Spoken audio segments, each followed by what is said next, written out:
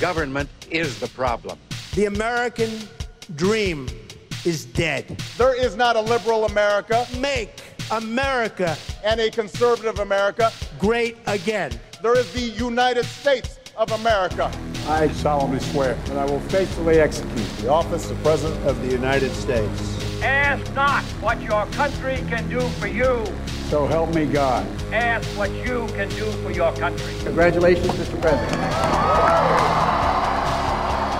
Bonjour et bienvenue dans 50 States, un podcast en 50 épisodes, 50 numéros pour parler des 50 États qui forment l'Amérique. Alors que la présidentielle US est lancée, on a voulu plonger dans ce pays immense, un pays qui a pour habitude de donner un surnom à chacun de ses États, de Magnolia State pour le Mississippi, de Golden State pour la Californie, de Pelican State pour la Louisiane. Nous, aujourd'hui, on va partir au soleil. Bienvenue donc dans le Sunshine State, bienvenue en Floride.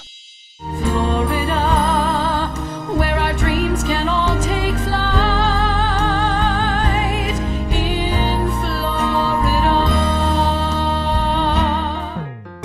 La Floride, c'est tout en bas à droite de l'Amérique, 22 millions d'habitants, des villes connues dans le monde entier comme Miami ou Orlando, mais la capitale de la Floride, c'est une troisième ville avec un nom génial et trop cool à prononcer, Tallahassee. That's cool.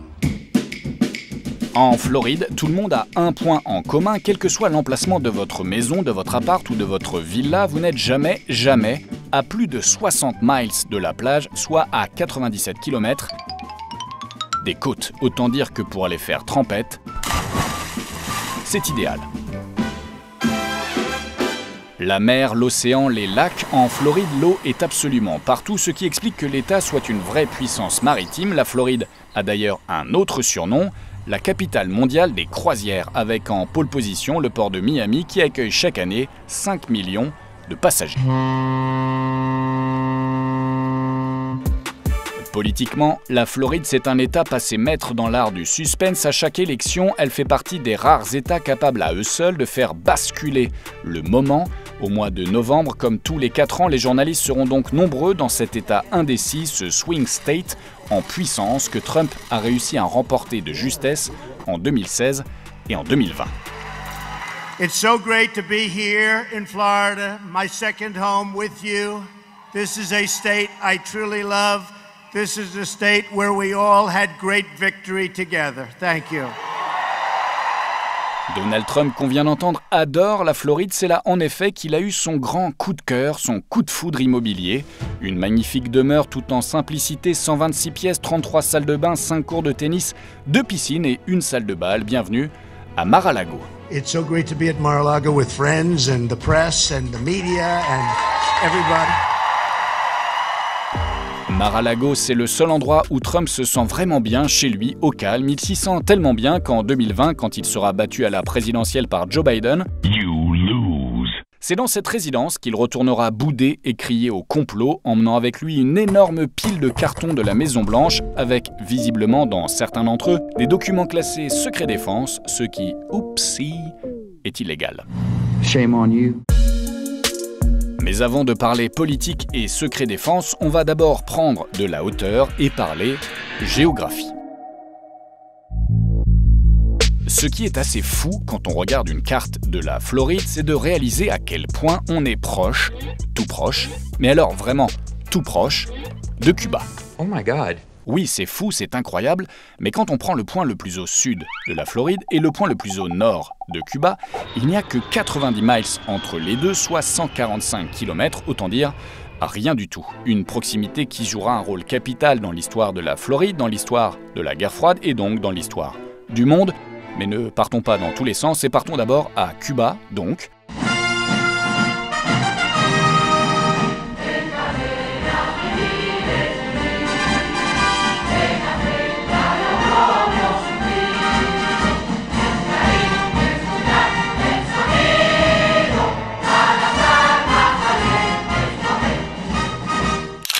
En 1868, nous sommes à la Havane où un jeune homme de 36 ans, Vicente Martinez Ibor, se lance dans un nouveau business. Il vient de créer son entreprise de cigares, il se spécialise sur une marque, El Principe Legales, en anglais The Prince of Wales, en français Le Prince de Galles.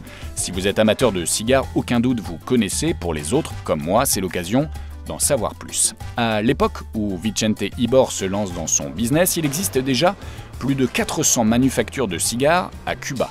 La plupart sont de petits ateliers appelés chinchales, que je prononce avec mon meilleur accent espagnol parce qu'à ce moment-là, Cuba est toujours sous domination espagnole. Et c'est précisément parce qu'en 1868, l'Espagne et Cuba commencent à se chauffer sérieusement que Vicente Ibor décide de faire ses valises et de quitter l'île.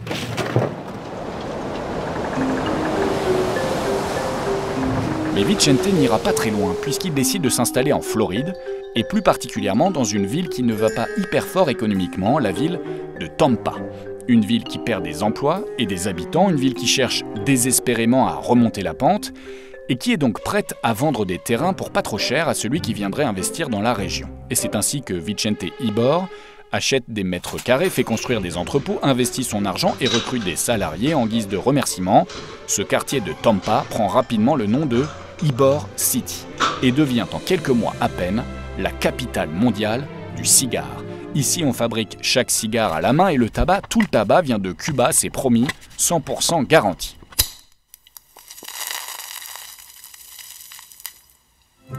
D'ailleurs, une bonne partie des employés viennent aussi de Cuba. Ils ont fui le conflit qui oppose Cuba à l'Espagne et parmi les hommes qui ont fui et qui se sont installés ici à Tampa, en Floride, on trouve un certain José Martí. Il est poète, journaliste, philosophe, il est surtout le père du Parti révolutionnaire de Cuba.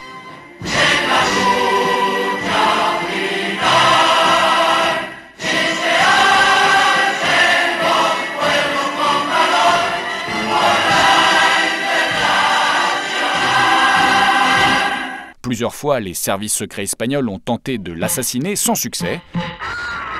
Il est protégé et financé par son ami Vicente Ibor, qui lui permet même de faire des petits speeches politiques dans ses entreprises. En 1893, justement, c'est sur les marches d'un des entrepôts de son ami que José Martí s'adresse aux ouvriers cubains qui fabriquent les cigares et il arrive à soulever les foules quand il explique qu'il faut partir se battre pour Cuba, qu'il faut aller affronter l'Espagne et planter le drapeau, leur drapeau, celui de Cuba, au sommet des bâtiments officiels de la Havane.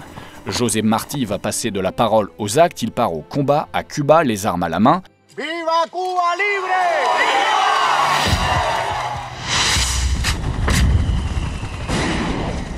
Malgré sa hargne et sa force de caractère, il sera tué à la bataille de Dos Rios en 1895, ce qui le fera à tout jamais entrer dans la légende. À Tampa, en Floride, l'Amérique honore José Martí avec un parc officiel à son nom, avec statues et plaques commémoratives. La dépouille de José Martí, elle, repose au cimetière de Santa Ifigenia à Santiago de Cuba. Et à quelques mètres seulement, dans le même cimetière, vous pourrez voir une autre tombe où reposent les cendres d'un autre révolutionnaire cubain qui s'est beaucoup inspiré de José Martí, mais pour qui l'Amérique n'a pas franchement prévu ni de parc officiel, ni de statue commémorative, un certain Fidel Castro. Decimos y proclamamos que con combatientes cubanos podrá contar el movimiento revolucionario en cualquier rincón de la tierra.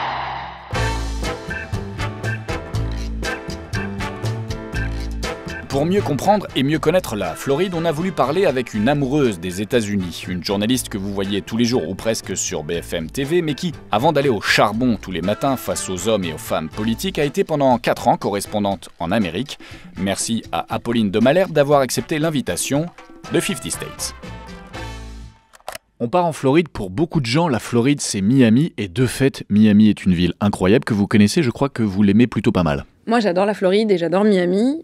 D'abord parce que ça m'a permis un jour de m'échapper. Je me souviens d'un hiver très froid. Les hivers à Washington sont très rigoureux. Je vivais aux États-Unis à l'époque. J'étais épuisée. C'était un moment comme on en a tous, un peu de déprime. Et on s'est échappé en famille à Miami. Et donc, ma première impression de Miami, c'était une impression de touriste qui sort du froid de Washington et qui arrive au soleil de la Floride. Donc Miami est une ville très accueillante, très généreuse. C'est la plage, c'est les surfeurs, c'est les palmiers. Et ça, tout au long de l'année. Donc il y a une douceur à aller se réfugier à Miami. Moi, j'aime le mélange de la ville et de la plage. C'est vraiment South Beach qui est cet endroit de très longue avenue avec ces très hauts immeubles, ces gratte-ciels qui font face à l'océan. Je trouve ce contraste tellement américain. J'aime l'Amérique et je trouve que dans ce mélange du gratte-ciel, de l'océan, des palmiers, de tous ces gens un peu bodybuildés qui courent sur la plage, il y a quelque chose de quintessentiellement américain et ça m'a plu, ouais, ça m'a vraiment plu. On parle pas mal urbanisme dans ce podcast. Je crois que vous avez un coup de cœur à Miami. Si on parle urbanisme, un coup de cœur surprenant. C'est un parking. Un parking. Un parking dans South Beach.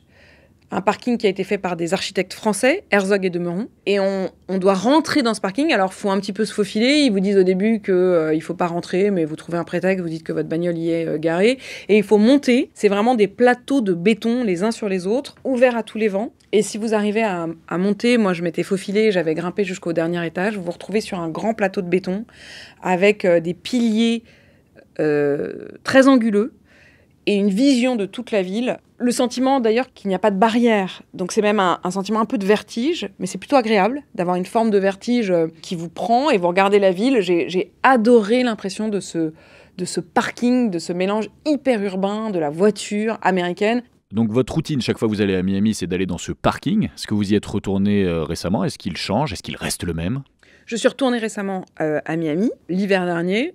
Et j'ai été frappée par une chose, c'est l'odeur de bœuf. C'est-à-dire que ça sent vraiment la marijuana partout. Ça a été légalisé. Ça a été légalisé. Et non seulement ça a été légalisé, mais on sent que voilà, ils s'en donnent à cœur joie. C'est omniprésent. Donc il y a vraiment la question de l'herbe qui est omniprésente. Il y a aussi une autre chose, c'est que j'y suis retournée probablement à un moment de vacances américaines. Et j'ai été quand même hyper frappée par la jeunesse américaine qui vient pour Spring Break et qui vient dans un état de débauche comme on n'en voit qu'au cinéma. Notamment quand on sort le soir à Miami, là pour le coup il faut y sortir et jusque très tard le soir. Les gens sont à moitié nus, honnêtement les femmes sont très refaites et avec des filets. C'est-à-dire c'est ça qui est étonnant, c'est qu'il y a un mélange aux États-Unis d'ultra pudeur et d'exhibition la plus totale. Donc des femmes avec des seins colossaux, qui ne sont masqués que par des petits filets, c'est-à-dire des robes même plus des vêtements. Filets qui ne sont pas des vêtements. Le tout à bord de voitures qui sont même plus des voitures, qui sont des sortes de mélanges de motos, de voitures, avec 6 personnes debout qui écoutent de la musique très fort, qui boivent de la bière et qui fument de la bœuf. Donc il y a vraiment une débauche américaine juste pour Spring assez Break. inouïe. Et là, je parle en tout cas du moment où j'y étais. Je peux pas dire, mais en tout cas, la dernière fois que j'y étais, c'était au moment de Spring Break. J'ai mis ça sur le compte de Spring Break, c'est peut-être toute l'année.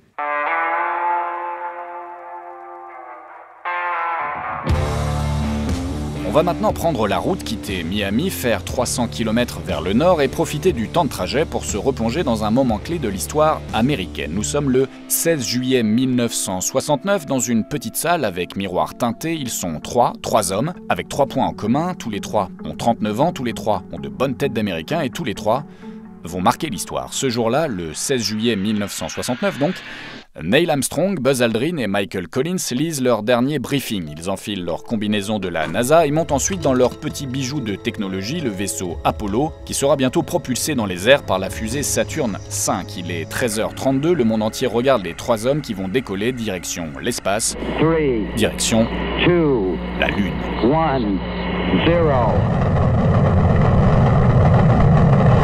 La fusée prend de l'altitude, la foule applaudit, les 3 astronautes s'accrochent à leur fauteuil. Il ne leur faudra que 12 minutes pour être placés en orbite terrestre. Mais pendant ces 12 minutes, on les imagine en train de regarder le paysage par le hublot, et le paysage n'est pas mal du tout, puisque la fusée a décollé de Floride, face à l'océan Atlantique. Elle a décollé depuis la base mythique de Cap Canaveral. That's one small step for man, one giant leap for mankind. Cap Canaveral, un nom qui évoque immédiatement la conquête spatiale et le rêve américain, mais au fait, pourquoi la NASA a-t-elle choisi la Floride pour faire décoller ces navettes? Au départ, l'Amérique avait en effet installé tout son programme spatial au Nouveau-Mexique. Problème, au mois de mai 1947, 2 fusées se sont écrasées à 2 semaines d'intervalle. La première est tombée pas loin d'un petit village, la seconde est carrément tombée de l'autre côté de la frontière, au Mexique, certains débris se retrouvant même dans le cimetière de Tepeyac, à côté de Ciudad Juárez. Le président mexicain, forcément, n'était pas hyper content. De esta agresión de los republicanos a México. Il a donc fallu déménager les fusées, les ordinateurs et les rampes de lancement. Le président américain Harry Truman va donc faire un choix, ça sera la Floride et le site, celui de Cap Canaveral, pour une raison simple, si une fusée décolle, ce qu'on souhaite, et si elle explose, ce qu'on ne souhaite pas, alors les débris tomberont dans l'océan, ça sera sans risque. Pour la population alors, let's go. Aujourd'hui, Cap Canaveral, ce n'est pas seulement un site qui fait décoller les navettes du gouvernement américain et celles du milliardaire Elon Musk. This is one of the great questions in physics and philosophy, where are the aliens? Maybe they're among us, I don't know. C'est aussi un fantastique site touristique. À Cap Canaveral, on peut visiter le Kennedy Space Center, le musée de l'espace, mais aussi le musée des missiles. Et entre deux visites, on peut aussi se poser sur l'une des superbes plages de la région. Alors, posez votre serviette, allongez-vous sur le dos, regardez droit devant vous le ciel bleu, et juste au-dessus, l'espace, et juste au-dessus, la Lune, où un drapeau américain flotte depuis 1969, depuis ce jour où 3 Américains de 39 ans ont décollé depuis cette base mythique, depuis ce lieu mythique de Cap Canaveral.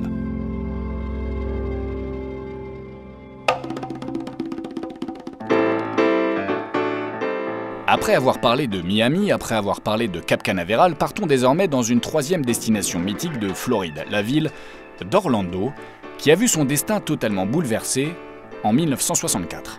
Cette année-là, le ciel est bleu comme d'habitude, le soleil brille comme d'habitude, mais ce qui n'est pas normal en revanche, ce sont ces pelleteuses qui s'activent, le bruit des travaux et ces barrières qu'on plante un peu partout et qui commencent à délimiter un périmètre immense. Nous sommes en banlieue d'Orlando et quelqu'un vient d'acheter des milliers d'hectares d'un seul coup, mais qui? À quel prix? Et pour faire quoi? Dans le voisinage, on commence à lancer des rumeurs. C'est sûrement Howard Hughes, le célèbre homme d'affaires, pilote, bourreau des cœurs et producteur de films. Il est riche, très riche, et capable de claquer des centaines de millions comme ça d'un coup. Aucun doute, ça doit être lui. Sauf que non, pas du tout, pas de Howard Hughes sur le nom des contrats. Alors c'est sûrement l'armée qui doit construire une base secrète. Ouais, enfin, c'est pas hyper secret puisque tout le monde en parle. Bref, on s'interroge, on cherche, les jours et les mois passent, mais personne ne trouve la réponse. Personne, sauf un journaliste du Orlando Sentinel, le 20 octobre 1965, dans son édition quotidienne, le journal révèle un scoop. L'homme qui a acheté plus de 11 000 hectares dans la région d'Orlando s'appelle Walt Disney. Oui, Walt, l'oncle Walt, le roi du cartoon et du divertissement, le créateur de Mickey Mouse. Et comme l'info est désormais publique, alors Walt débarque en catastrophe à Orlando pour officialiser l'événement. Nous sommes le 15 novembre 1965, Walt Disney a rendez-vous avec le gouverneur démocrate de l'État, Hayden Burns, car les deux hommes ont prévu de tenir en urgence une conférence de presse. Les journalistes se bousculent, les caméras tournent, les micros crépitent, et voici l'annonce qui va marquer l'histoire du divertissement. Walt Disney, who will bring a new world of entertainment, pleasure, and economic development to the state of Florida. Walt Disney.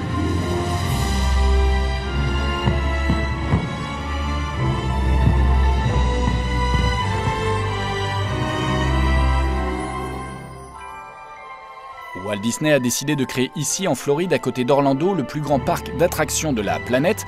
Alors il ne s'agira pas du premier parc Disney, non, quelques années plus tôt, en 1955, en Californie, Walt a ouvert le tout premier Disneyland de l'histoire. Sauf que, problème, le parc ne peut pas s'agrandir. Trop de conflits avec les propriétaires terriens aux alentours, trop de conflits avec les élus, les maires et le gouverneur de la région, bref, le parc est pour ainsi dire bloqué, aucune possibilité d'extension. Walt n'avait pas prévu tout ça, mais il ne fera pas deux fois la même erreur. No problem. Alors il a longtemps cherché le lieu idéal pour ouvrir son nouveau parc et cette fois il ne veut pas se louper. À côté d'Orlando, il va ainsi acheter des milliers et des milliers d'hectares, mais surtout, il va signer avec l'État de Floride ce qu'on appelle le Reedy Creek Act. Il s'agit d'un acte officiel qui, en gros, donne à Walt Disney les pleins pouvoirs sur la région du parc. L'électricité, le traitement des eaux usées, la police, les pompiers, l'entretien des routes, tout sera géré par Disney. Par Disney, mais pas par Walt, qui s'éteint le 15 décembre 1966 à cause d'un trop grand nombre de paquets de cigarettes et d'un méchant cancer du poumon. Goodbye, old friend. C'est donc son frère, Roy Disney, qui signera l'acte officiel qui donne à l'Empire Disney le contrôle total de la zone sur laquelle le parc est implanté. Un parc immense qui ouvre officiellement ses portes le 1er octobre 1971. 53 ans plus tard, c'est-à-dire aujourd'hui, C'est l'un des sites touristiques les plus visités de la planète, grâce à 4 parcs à thème, 2 parcs aquatiques, 120 attractions, 140 restaurants et un nombre d'hôtels qu'on n'a même pas réussi à compter. I am not really a math guy. Disneyland Orlando fait travailler 75 000 personnes, attire 50 millions de visiteurs par an. Le chiffre d'affaires est astronomique. Disney a de l'argent, alors Disney investit. Here comes the money. Dernier projet en date, un immense campus à 900 millions de dollars juste à côté du parc d'attractions capable d'accueillir environ 2000 salariés. Sauf que Disney a abandonné ce projet à cause d'un homme, un seul homme, le gouverneur de Floride, Ron DeSantis, un sacré personnage qui mérite le dernier chapitre de ce podcast. Ladies and gentlemen, Governor Ron DeSantis. Ron DeSantis, vous en avez forcément entendu parler très récemment. Il voulait devenir président, il voulait s'asseoir dans le bureau ovale, alors il a participé à la primaire des Républicains, mais il a fait des scores tellement rikiki qu'il a rapidement abandonné. Accordingly, I am today suspending my campaign.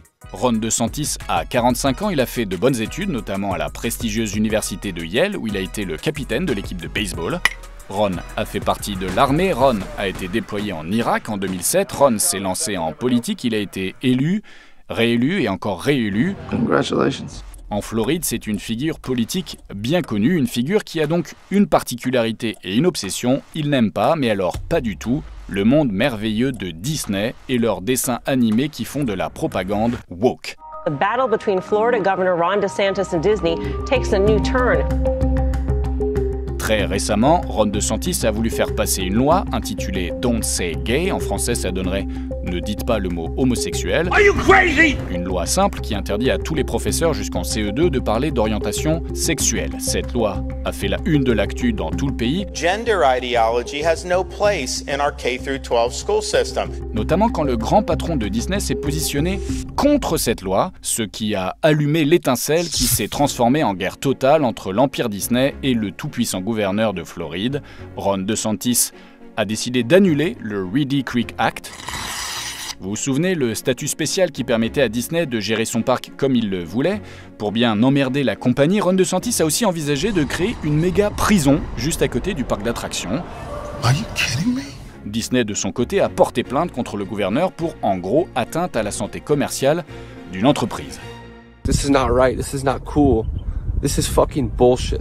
Pendant que la guerre judiciaire continue entre les deux, la présidentielle approche et sans surprise, même s'il aurait adoré prendre sa place, Ron DeSantis soutiendra Donald Trump. Mais Donald Trump le sait, même si la Floride c'est un État clé, il ne suffira pas de remporter cet État pour reprendre le contrôle de la Maison-Blanche. Les États-Unis, c'est 50 États que vous pourrez bientôt découvrir dans un nouveau numéro de 50 States.